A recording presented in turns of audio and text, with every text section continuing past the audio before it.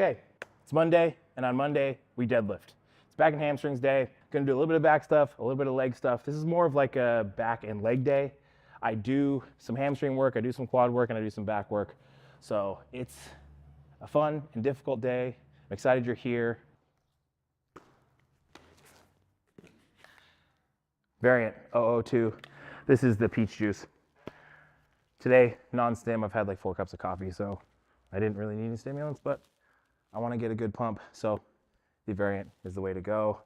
Use my code Shire10, hdmuscle.com. You guys know the drill. Let's go train. Here, I'll show you guys a trick if you're too short. You just pull the pin out, dippy toesies, and you bring it down. Like so. Oh, I think I did it backwards. Nope, that's fine. Yeah, I did it backwards. Oh. All right, so like I said, it is a back and hamstring day. So I'm gonna start off with some pull downs. I'm gonna do 3 sets of this neutral grip pull down. So you guys see, it's not like a traditional V-bar where I'm in a little closer. It's a little bit wider, and that way it just kind of aligns with the lats better, opposed to kind of being like this where I just feel like a little more torque through the elbow. So if you have something like this that's a little bit wider, I personally prefer that more opposed to just being a little restricted. I used to do more involved warm-ups, but as far as I'm concerned, the best way to warm up for a movement is just do the movement as your warm-up. Just kind of simple. I'm going to do 3-4 sets pyramiding up, get the lats fully stretched, contracted, push some blood around, get the shoulder joint moving and grooving, and then we'll start working.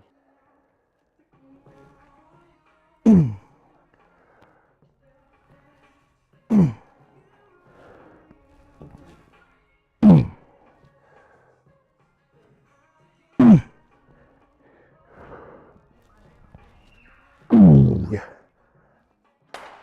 Oh, it's fucking heavy. All right, so like I said, I'm doing 3 sets here.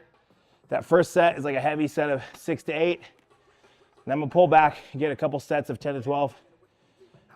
I just slowly inching my way up this stack throughout this off season, trying to get as strong as possible everywhere across all rep ranges. So hitting a lower rep range there.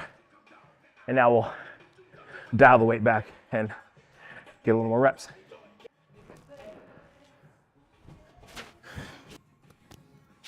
Got it.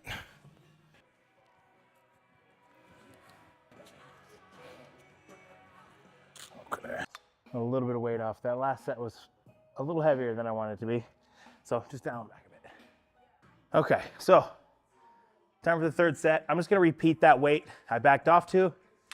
Like I said, that first set felt a little heavier than I anticipated, so I backed off a little farther than I typically would. So I'm just gonna repeat that weight.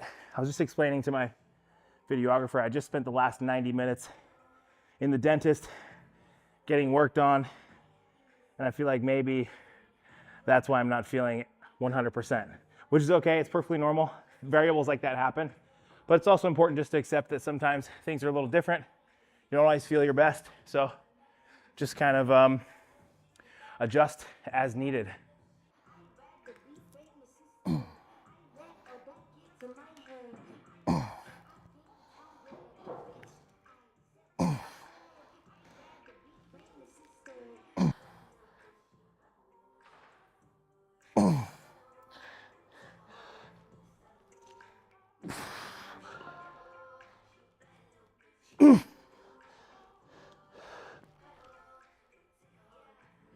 Yeah.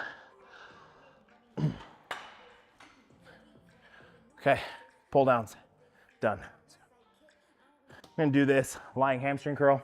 So like I said, we are gonna deadlift today, and I personally like to get my lats and my hamstrings warmed up before I do any stiff leg deadlifting. To me, it's not just a safety thing, but I do feel safer as I approach that movement. It's also just, I connect better once I'm a little pumped, once there's a little more blood in my back, blood in the hamstrings. I like to fully lengthen, fully shorten the hamstrings, run them through a full range of motion, and then we'll get into a stiff leg deadlift. So,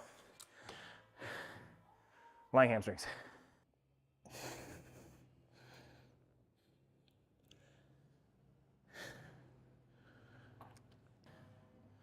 So personally, I really like to think about these no different than a bicep curl. And I feel like everybody can understand the concept of squeezing up a bicep curl and really flexing and squeezing the biceps. But for some reason, when it comes to a hamstring curl, you see people throwing it up, arching their back, using their glutes. You see a lot of this shit instead of just like squeezing the hamstring. I think maybe because of like the front double bicep, people understand that. And nobody's really flexing their hamstrings on stage. But I feel like if you can just focus on lengthening and shortening the hamstring without using any momentum or low back or throw, you can get a lot more out of the movement. Me personally, I've just backed off this weight quite a bit, and I feel like I'm getting more out of it just by focusing on the movement instead of the weight.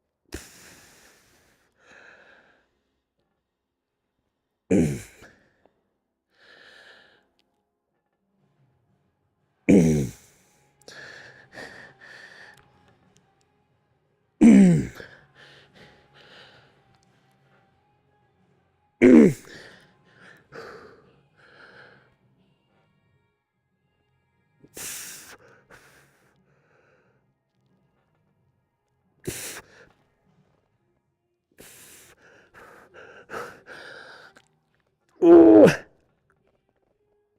Ooh. Oh. All right.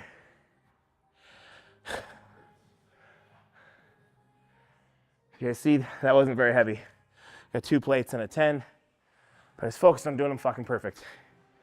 Nice, controlled, eccentric, pause, curl, squeeze, repeat.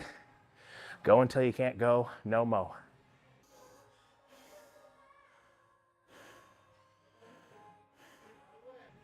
So it is also her back and hamstring day. We don't do the same movements. It's like I'm just relaxing here. This is how I rest in between sets. Very proper. We don't do the exact same leg day, but we both do this hamstring curl, and then we're both going to deadlift. So it's going to be a little bit of crossover. So you'll be seeing a bit of IFBB PRO Justin Shier as well. I'm going to do one more set here. Just going to repeat that same weight one more time. Actually, I'm lying. I don't know why I wanted to lie to you guys there. I'm sorry for that. I had 2 plates and a 10. I'm going to pull the 10. The 10 didn't seem important, but then I realized I was being a liar, and being a liar is not cool. Don't ever lie. It's super lame. Liars are not cool.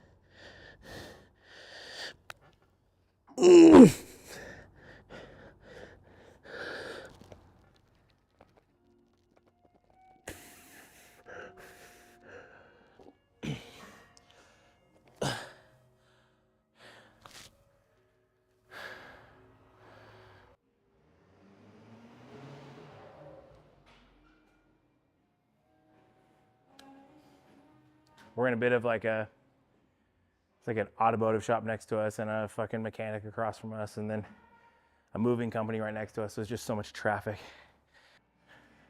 I don't like that. There we go. That's better. I don't want to stand on I don't want to stand on this crack, and I definitely don't want to stand on this crack and this crack. So you just got to set the bar in a place where I'm standing, I'm not stepping on a crack and breaking my mother's back, as they say.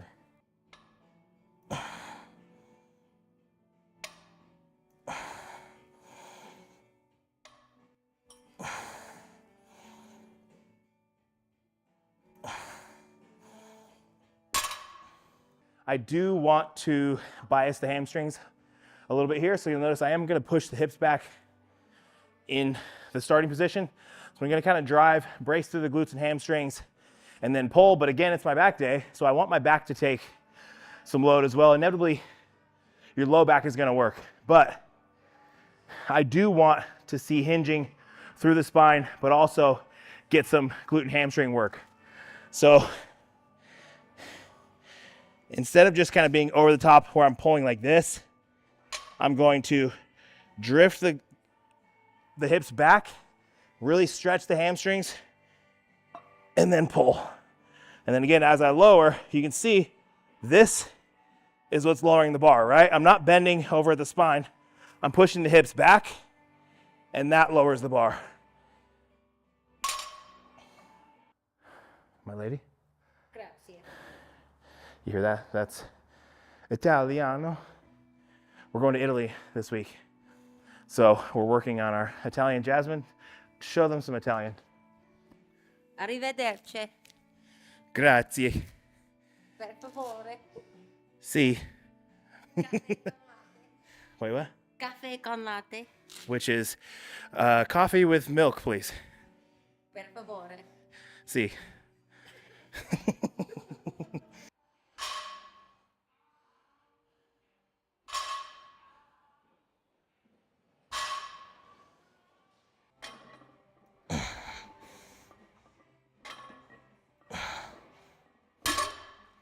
Beautiful.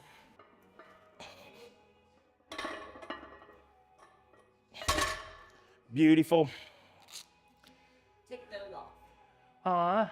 Take those off. Okay.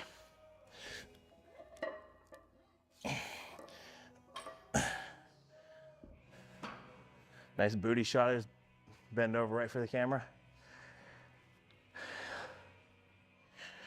These are feeling pretty good.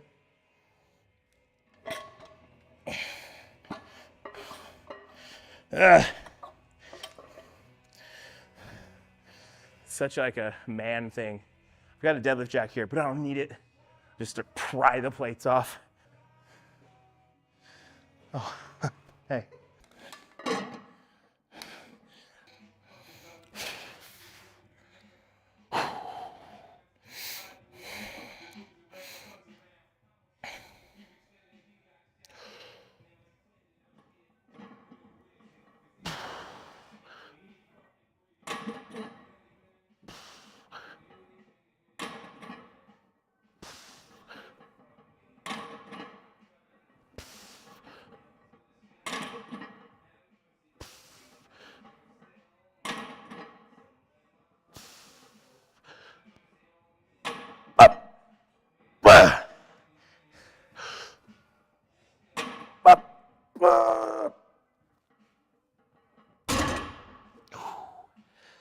Whew. That was easy.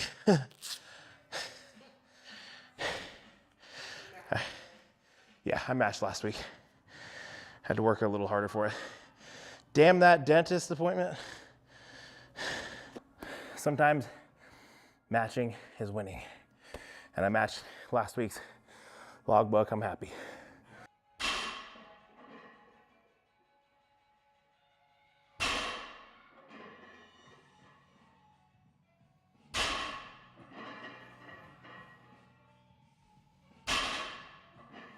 Good, Jazz.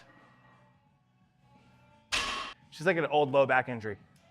So it's just kind of this constant fear of like triggering this low back pain.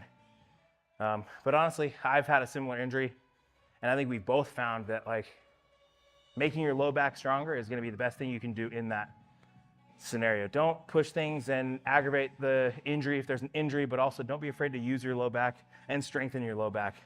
Because a lot of that shit is just mental. I can tell myself I'm having a bad day with my low back and I'll make it true. Or I can tell myself that my back is fine and I'll go deadlift 5 plates. Both scenarios exist at the same time, I promise.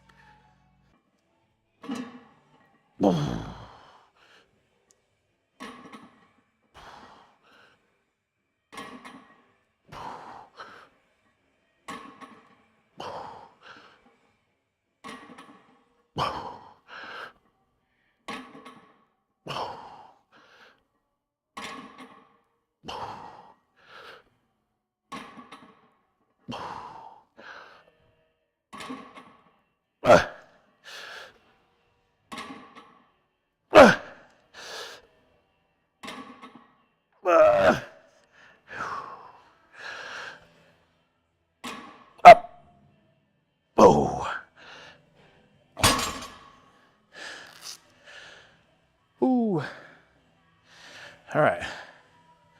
2 sets. Done. Moving on. About to pass out. Feel lightheaded. Next movement, I'm gonna get into some dumbbell rows. I'm gonna do these bilateral, both arms, hinge back, and row. I got a question the other day, somebody asked me why I prefer to do these over single arm dumbbell rows. Now, I don't necessarily prefer them one over another. They're just completely different. Where if I were doing a single arm row, I'd be stabilizing with this hand and I'd be rowing with the other. Now that I'm using both arms, I'm stabilizing throughout my back, glutes, hamstrings. So the back and erectors have to stabilize and take the brunt of the load while I row, opposed to me just leaning against this, where the only thing taking the load is my hand, and then I'm rowing. So in my opinion, they're 2 different movements, but it's a little more bang for your buck with both arms because you just simply have to work a little harder. Oh. Oh. Oh. Oh.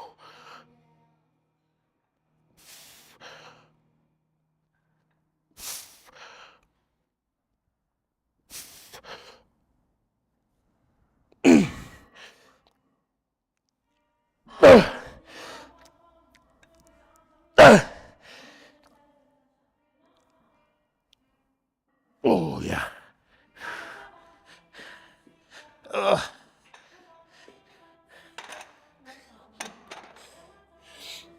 Without my staff to tighten my dumbbells, they're getting a little loose these days. I guess I need to tighten them now. Can't blame Matt for this anymore.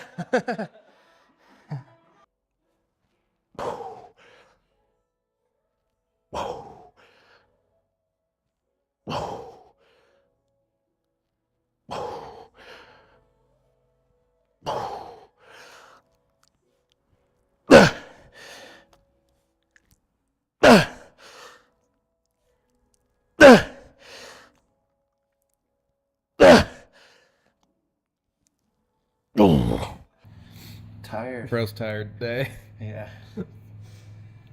It's okay. I'm not fucking tired, dude.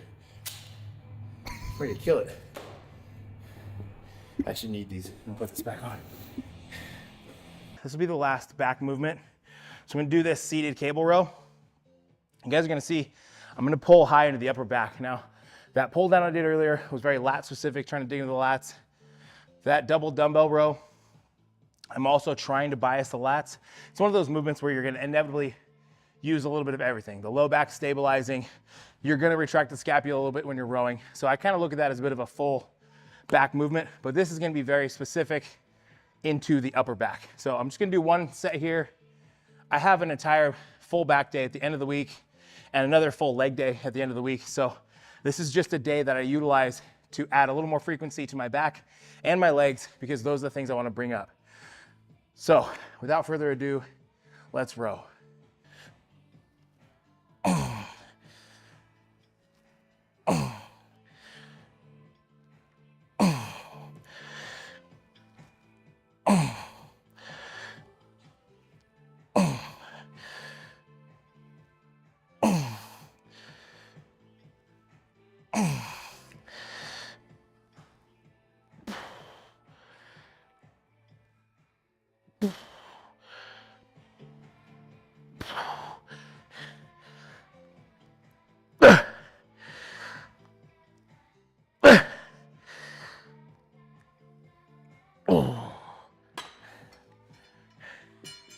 All right, 1 and done.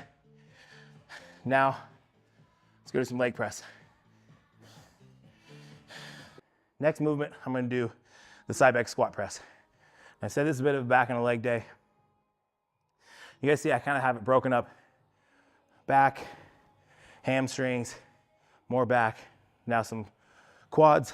I've just kind of worked this day a little bit across a few sessions to figure out what works for me. I was doing the stiff leg deadlifts and then moving right into the leg press. And I just found I was underperforming on the leg press. So hinging with the deadlift, hinging with the barbell row or dumbbell rows, and then going and doing that cable row. I found by the time I got back here, my lower half was fresh and I was able to give this 100% effort. So that's kind of my thought process behind this, is to handle my hinging, my back stuff, and then come and end with legs. So I just have a little more energy to do so. And it's been working really well for me.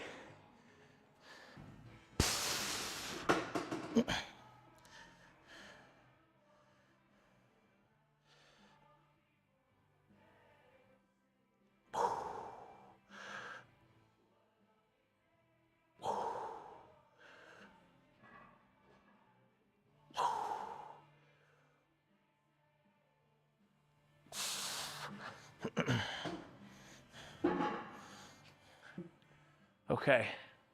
Oh, I usually rotate out the other way, so it was weird to rotate, but I wanted to address you guys. You guys might notice my heels are very low on the platform. I'm drifting my heels off about an inch. I'm doing that so I can get as much knee flexion as possible, bend in the knee. Now, if my feet were higher, I can still get some bend in the knee, but what that's gonna end up doing is driving more hip flexion. Where feet are lower, I'm gonna get more knee flexion. Really wanna bring those heels into my hamstrings and get as much bend in the knee as possible. That way, I'm getting as much stretch and load on the quads as possible. Now, you guys also might notice that my heels are lifting up a little bit in the hole. In my opinion, it's not an issue. Now, there is maybe some trade-off for load where I might not be able to go as heavy, but I'm able to achieve more knee flexion, which for me is more focus on my quads, which is what I'm looking for. I'm really trying to prioritize my quads in this movement, so that's my consideration for my foot placement here. Get 12 reps. Okay.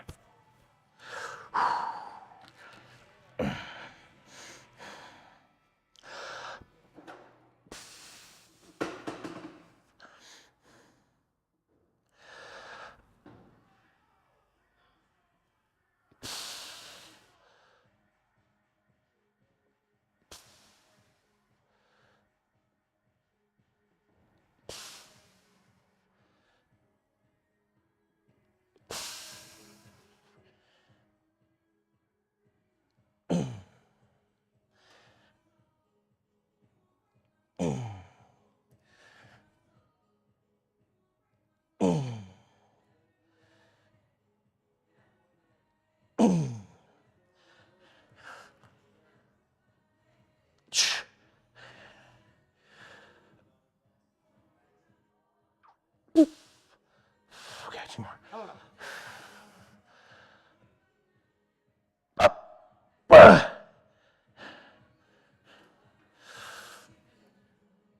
Up. Oh, yeah. Good. Oh. Ooh. Thank you. What? She said it was good. She said nice work. Who says bodybuilding can't get you ladies? Huh? Sorry, I had to burp. I didn't want to like burp and throw up halfway through a set. I drank too much water in between sets. Don't do that. Don't drink too much water between sets. It's like a boxer, right? You just gotta swish it around your mouth, spit it out, get back in the fight. Anyway, my shoe's messed up. I need to straighten out my tongue. Okay, now I'm good.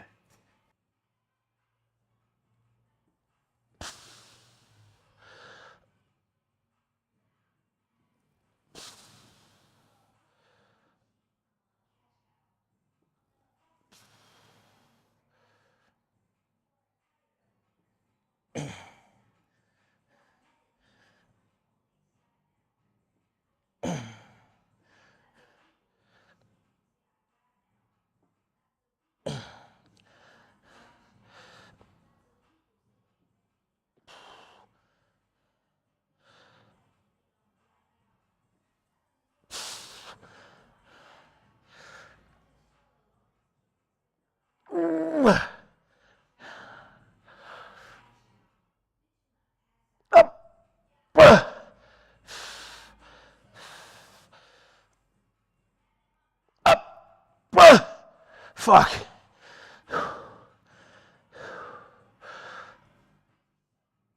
Up. Oh, yeah. Oh, it burns. Oh, okay.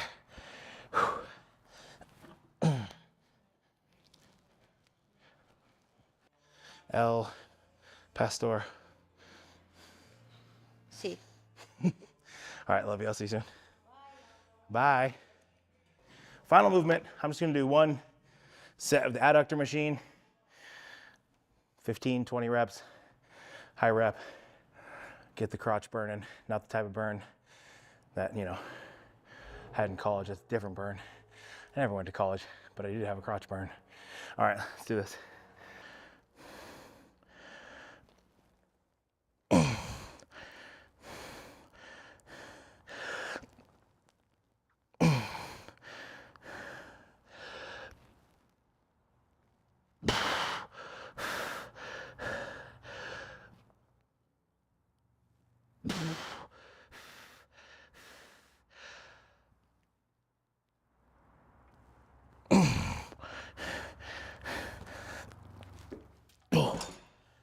That's it for back and hamstrings. As you guys see, it's more of a back and leg day. And I talked about this a little bit earlier on when we were filming. I just want to bring up my back. I want to bring up my legs. And the best way I've found to do that is to increase frequency. So when you have all of your execution lined out, food, sleep, all of that stuff's ticked off, increasing frequency on movements can help you improve a lagging body part. Now, if you guys are lagging something, adding frequency can help, but don't just copy what I'm doing because it's what I'm doing. Find what you need to improve, focus on that, construct a training program that works for what you want to improve, and execute. I'm just here to show you guys what I'm doing and what works for me, and this is what works for me. So I appreciate you guys watching. Like I talked about earlier, I'm gonna go to Italy next week, or actually this week, here in a few days. So I'm gonna be gone for a few weeks, but we'll see you guys afterwards. I'll be a very cultured, Italian-speaking man, and I will have tales from Italy to share with you guys. I appreciate you guys watching. Ciao.